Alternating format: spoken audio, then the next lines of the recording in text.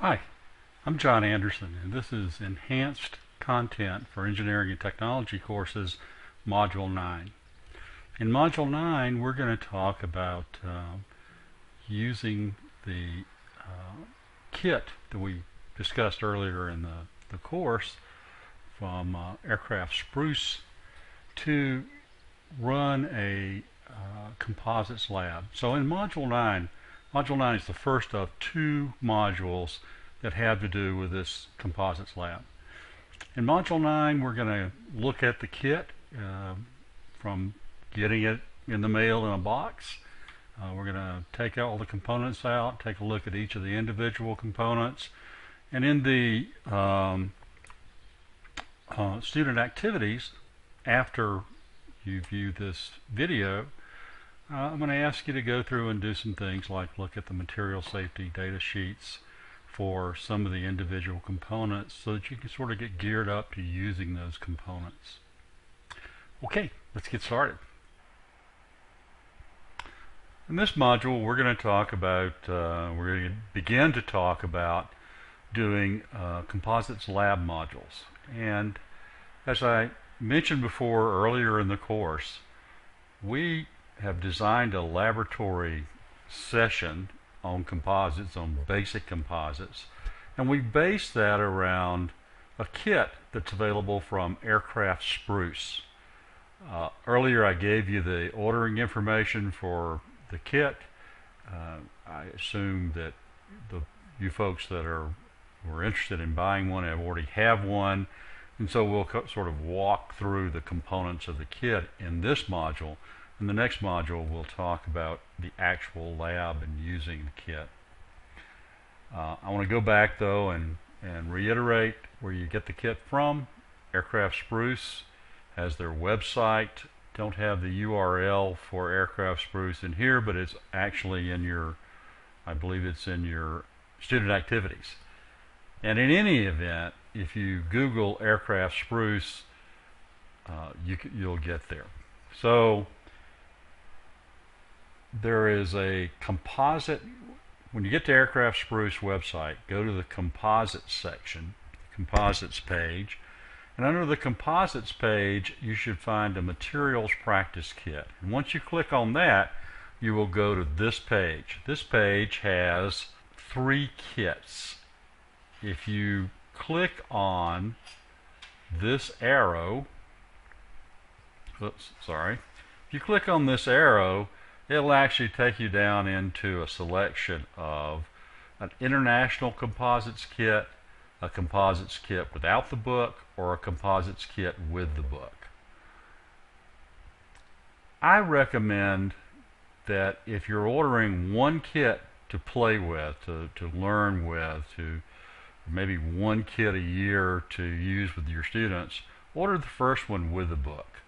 It'll cost you about $10 or $15 extra, but it's an interesting book to have on your shelf. I think if you're going to be ordering several of these kits per year to run your labs for your students, if you have a large number of students, I would order the subsequent ones without the book. These labs are set up so that you can service maybe 10 students per individual kit, and so you can't distribute the book to 10 students, and it's of course illegal to make copies of it because it's copyrighted. So it becomes a book for the shelf in the laboratory. The book itself is called Moldless Composite Sandwich Aircraft Construction, and it's written by a guy named Burt Rutan. Burt Rutan's a very interesting guy. He's one of the premier aircraft designers in the US, probably in the world.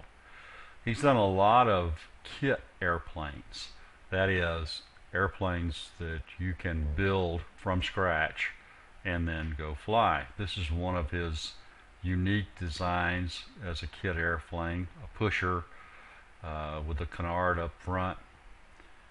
And this is probably one of the 2 things that he's most famous for. This is Spaceship One, and the mothership that's used to take Spaceship One up to altitude for launch. Spaceship One was the vehicle that won the international contest to be to have the first commercial aircraft that could enter near space, leave the Earth's atmosphere twice within a 2-week time period. And this is the vehicle that he designed and built in order to accomplish that. The other thing was the first aircraft to circumnavigate the Earth, which he also designed and built. So his book is interesting, and it's a good reference book. This is a parts list for all of the pieces that are in the builder kit. And you can see we have a lot of stuff in here. So you can also order any of these parts individually. This is the individual part number. It'll take you into the Aircraft Spruce catalog, and you can order larger quantities. So if you decide that you want to buy sandpaper and latex gloves from the local Harbor Freight, and you're going to make your own spreaders, and all you really need is the resin system and the ratio pumps, then you can order those separately. This is the kit as delivered. I used a soda can over here to give you some scale so you understand how big it is. Comes in a fairly compact package. It's easy to store. Once you take everything out of the box, this is what you have. So there's lots of stuff here. And what I'm going to do today is go through these things individually, and let's talk about what they are. In the student activities for this module, we're going to do some additional work and go through and look at the MSDS, the Material Safety Data Sheets, for some of these items in here, so that you can start to get a feel for the protective equipment that you need and how you're going to write your lab, your individual labs, or spell out your labs. Are you going to have students go and look up the individual MSDS sheets? I think there's a lot of value in that, to have the students actually see what the MSDS sheet is like, the layout of it, and to actually go and pull the information out of the MSDS, to practice pulling the information out of the MSDS on the protective equipment they're actually going to need. So I think there's some value in that, and we'll go through that exercise for several of these components in the student activities.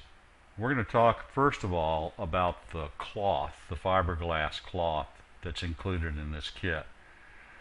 And in order to do that, to define the types of cloth that are included, we need to make sure we're all on the same sheet of music here.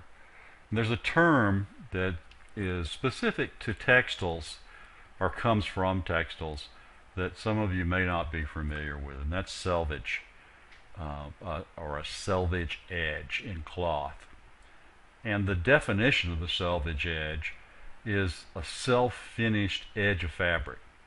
So as a practical matter, it means that that edge won't unravel. It's a finished edge. So if we look at a roll of fiberglass cloth, we'll see this edge is taped here. That's a cut edge. That will unravel. This is the selvage edge. It has a fringe on it, and you can pick it apart, but it won't unravel on its own. Just a couple other terms. Typically, we make this woven fabric on some sort of machinery. So the machinery moves in a one direction constantly, or the web does.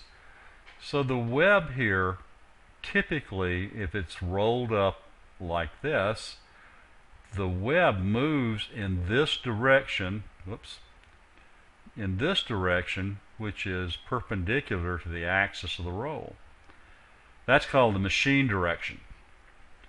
And the other direction, the direction that's parallel to the axis of the roll, is called the cross direction or cross machine direction. So that runs this way. And the selvage edge is typically on the cross, on the far end of the cross machine direction. We have two types of cloth that are included in this kit.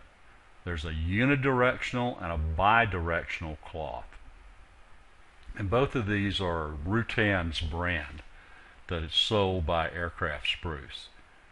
So the unidirectional, the 90+% of the fibers are oriented parallel to the selvage edge, and they're all in one direction, or over 90%. There's a small amount of fibers that go across in a 90-degree orientation to the main direction of the fibers, just to hold everything together. It's unidirectional versus bidirectional. Bidirectional has 50% of the fibers that are in the machine direction on a roll and 50% in the cross direction.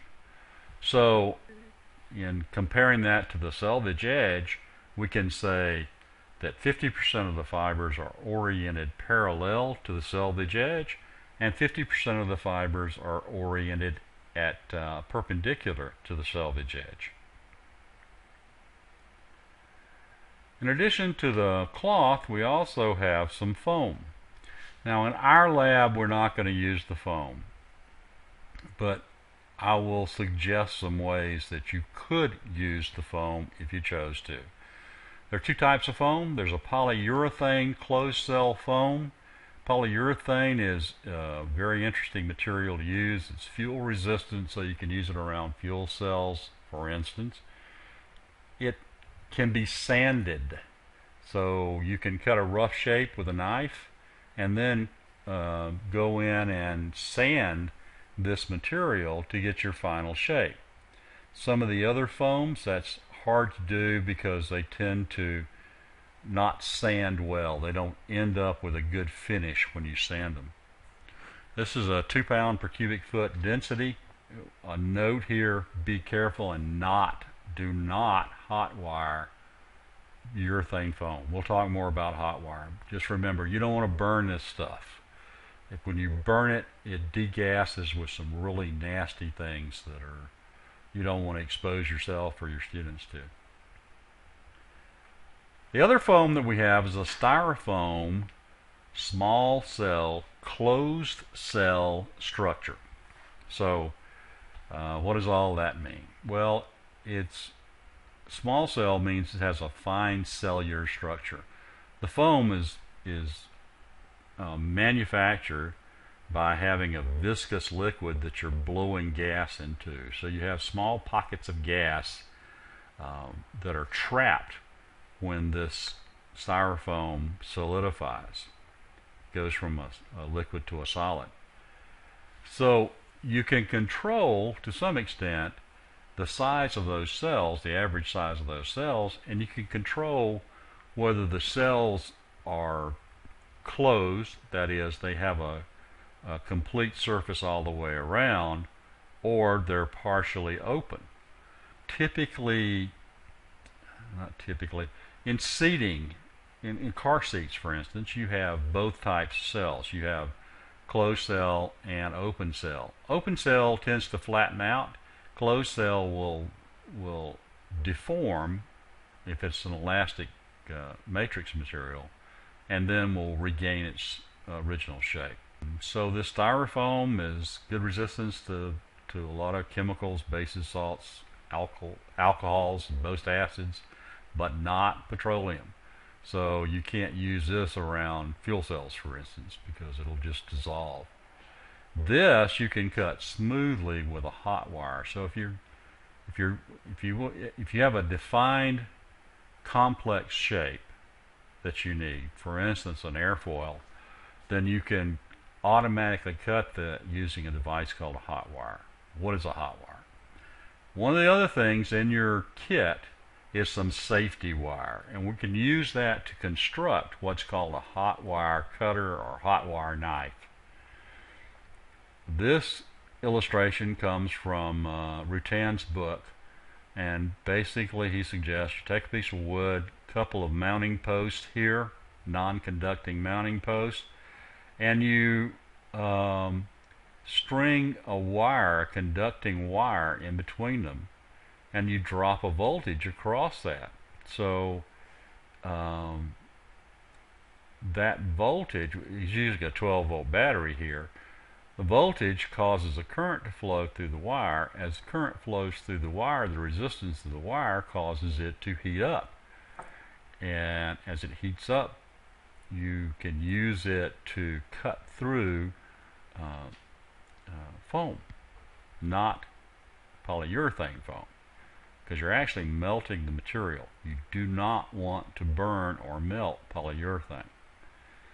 This is an actual implementation of Rutan's drawing here that we did at Oregon Tech. So you can see we're using a battery charger instead of a battery. It's clipped on to two nails.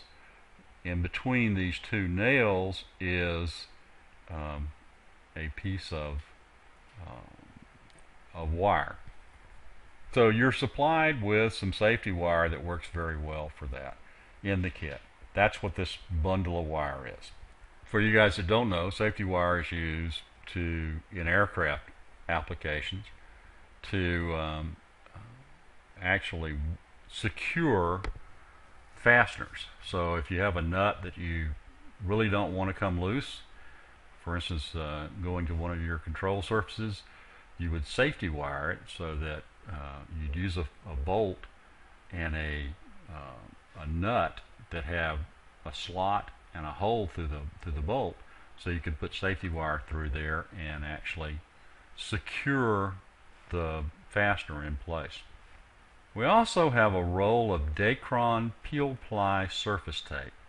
So what this is used for is you laminate this into your fiberglass structure, but it doesn't stick to the fiberglass. It doesn't bond to the fiberglass.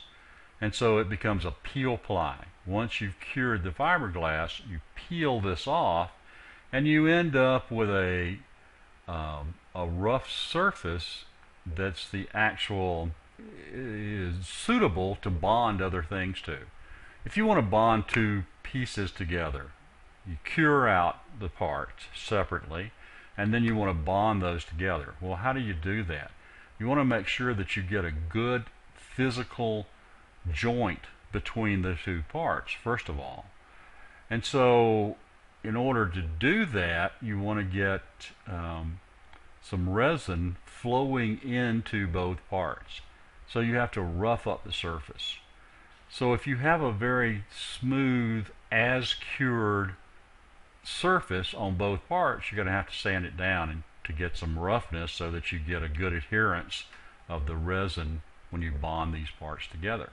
Well, the Dacron peel ply allows you to define where you're going to bond the two parts, laminate this peel ply in with the fiberglass cloth, and when you get done, you just peel this stuff off and you have a roughened surface already to use for bonding.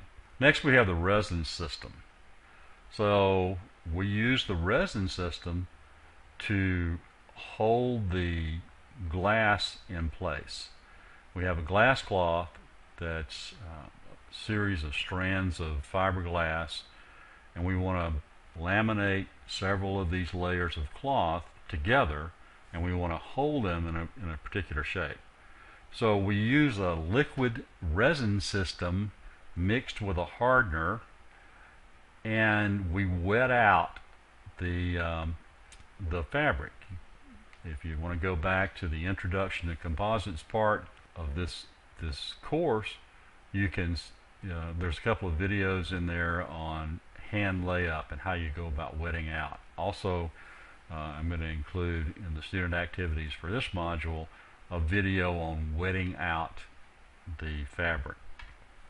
So the resin that's included in this is a West 105 resin, and this was designed for marine applications, but also works well for aerospace type applications. Let's go through and talk about the hardener.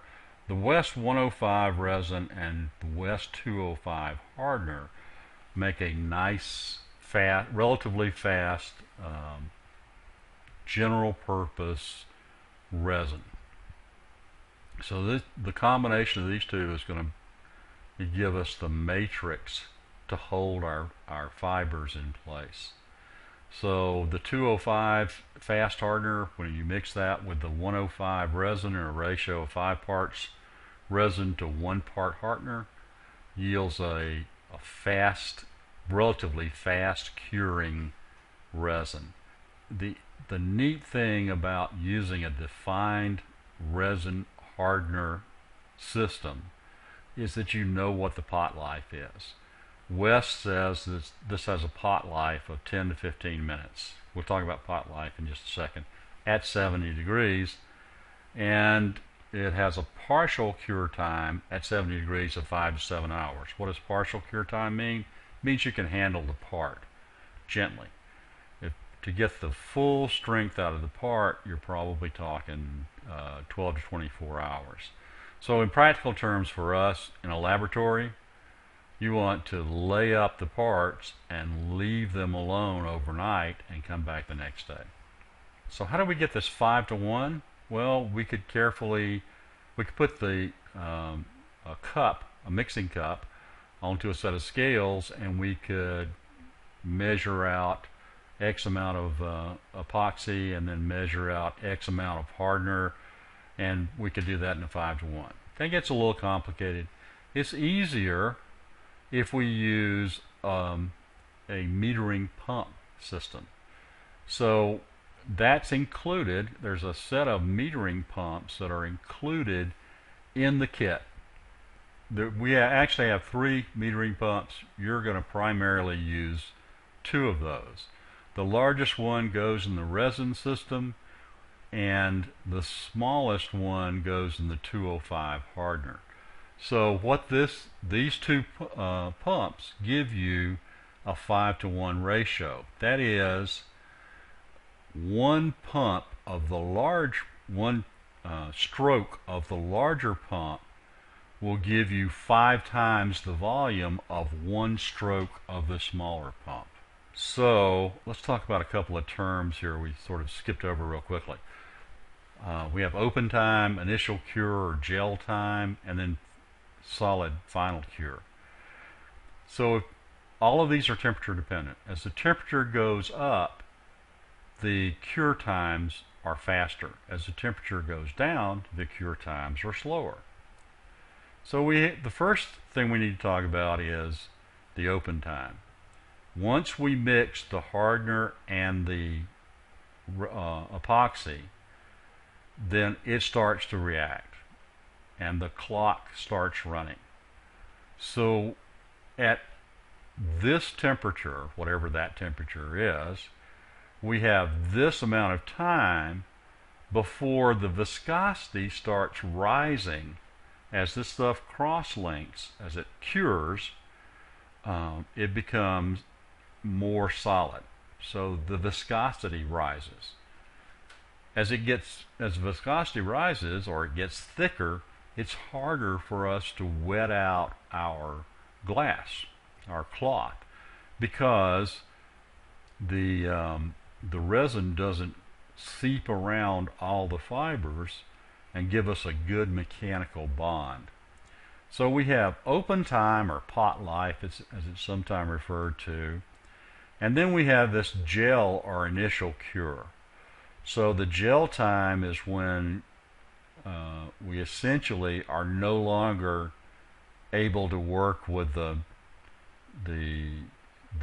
resin material.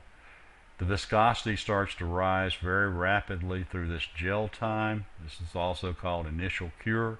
So in practical terms, once we mix here, we have to get this stuff onto the fabric before we hit this gel time. And we said that's around 10 minutes with the 105, 205 system. And then a longer period of time we have the final cure. So again, if we started up here at this temperature and held it at this temperature through the entire cycle, we would have a shorter pot life or open time, and we would also have a shorter initial cure. So at this point, at this end of the gel time over here, it's a solid. It hasn't reached its full strength, and it won't for a while, but it's a solid. So let's take a look at a video on mixing. This is from West, and I ask you to look at some other videos from West on the in the student activities, and this is the YouTube URL for this video. Dispensing and mixing West System epoxy. Accurate dispensing and thorough mixing of epoxy resin and hardener assures its chemical transition to a high-strength solid. Dispense resin and hardener by pumping 1 full stroke of resin for each full stroke of hardener. It's a good idea to alternate resin and hardener strokes when making larger batches. Begin by mixing small batches to avoid waste. Mix larger batches as you are able to judge the pot life and working time. Remember, epoxy cures faster in warmer temperatures and in larger batches. It cures slower in cooler temperatures and smaller batches. West System resin and hardeners come in 3 group sizes. Refer to the product guide for quantities and coating coverage charts.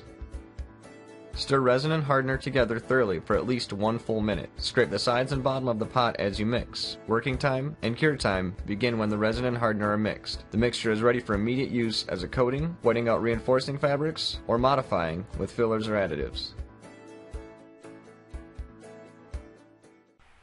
Okay, let's talk about the filler material that's provided. I would suggest that you do not open this at this point in time. This Phlox material is it's a very dusty, I guess is the right word, material to use. It sticks to everything. You want to keep it contained. You don't want to drop this and break this plastic bag. It's not super dangerous. It's just it's a pain to clean up. This flocked cotton fiber provides us with a filler where we can get a hard, durable buildup for a radius, for instance, in a structural joint. And we're going to look at a video that talks about how you go about mixing that, how to put filler in. If you're going to be wetting out fiberglass, you will not be using filler, and we will not be using filler in the labs that we define. This is glass bubbles. It's a different kind of filler. The glass bubble is exactly what it sounds like. It's a glass sphere. It's hollow. It provides you with some reinforcement of the material, but it gives you a little more flexibility, a little greater impact resistance, a little better wetting out than you would get with mineral fillers. Plus it's a little more efficient in terms of weight than mineral fillers like limestone, for instance, or glass fiber. We can use this in areas where we want to minimize the warpage, or differential shrinking over curing, and it improves our dimensional stability. And it cuts down on cost. This is cheaper than resin or the fiberglass. One caution here, specifically for these glass fibers, you want to make sure that you're wearing eye protection and a dust mask when you deal with these, because they're fairly light, and so they'll bounce up in the air, and they could get in your eyes or your lungs and cause some problems. So you just need to handle them with care. Like I say, use a dust mask. No extraordinary precautions in terms of aspirating these, and you always should be wearing eye protection anyway. Let's take a look at a video from West on using the filler material and how we go about mixing this in a way that gives us a practical, usable viscosity. Adding fillers. Fillers are used to thicken epoxy for bonding or fairing. As soon as the resin and hardener are thoroughly mixed, the epoxy is ready to be modified with fillers. Adhesive fillers thicken the mixture for bonding. Fairing fillers are used to thicken the mixture for use as a fairing compound. You can thicken epoxy to the ideal consistency for a specific job. Add fillers gradually, measure by eye, and stir in small amounts until the desired consistency is reached. There are 4 basic consistencies of epoxy. Unmodified epoxy is used for coating, wetting out porous surfaces before bonding, and applying fiberglass, carbon fiber, and other fabrics. Slightly thickened epoxy has a ketchup consistency and is used for laminating flat panels with large surface areas or injecting with a syringe. Moderately thickened epoxy has the consistency of mayonnaise and is used for general bonding, filleting, and hardware bonding. Thick epoxy mixtures have the consistency of peanut butter and are used for gap filling, filleting, fairing, and bonding uneven surfaces. Fairing compounds should be at this maximum thickness for easiest sanding and to avoid sagging. And then those are the major components, but we also have the interesting thing about this kit is that it has everything that you need to actually do a wet layup. So we even have the 2 sizes of mixing cups. We have included in the kit some brushes so that you can brush this material onto the fabric and spread it out, get it wetted out well. So the brushes are used for application, and then you have spreader plaques here that these are plastic. They're made of a plastic that doesn't stick to the resin, doesn't adhere well to the resin. So we could pour some of the resin onto our fabric and then use this to spread the resin out, and then use the brushes to make sure that we have resin in all of the nooks and crannies of the fabric. And we even have latex gloves here. I'm not sure how many pairs of latex gloves. There's more than 1 pair in this package. So that's a overview of what's included in the kit and some thoughts about what each component is used for and which components we're actually going to use initially in the kit.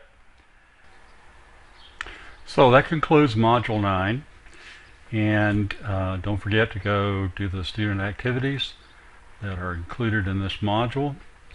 And I'll see you guys for Module 10. Module 10 is the last module in this course. And in this module, we're going to take this knowledge that we've gained of the individual components that we're using in the composites lab, or that are in the composites kit, and we're going to put that together with some ideas on what to make and how to go about conducting the lab. And that'll be Module 10. Okay, see you later.